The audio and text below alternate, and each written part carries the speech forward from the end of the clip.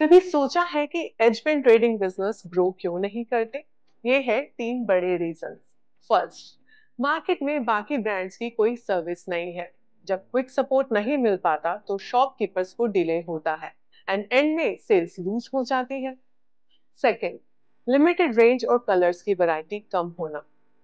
Customers को variety चाहिए पर रेगुलर शॉप्स पर ज्यादा स्टॉकिंग नहीं हो पाती। थर्ड, ज्यादा स्टॉक एक बड़ा इशू है। वो एक रिस्क फैक्टर है और कम स्टॉक का मतलब है कस्टमर्स को वैरायटी नहीं मिलना, जिसकी वजह से उनका इंटरेस्ट खो जाता है। तो सोल्यूशन सिंपल है।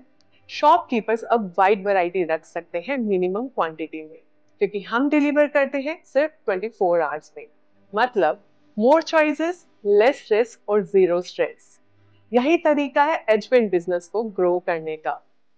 And for more information, further doubts, call and DM now.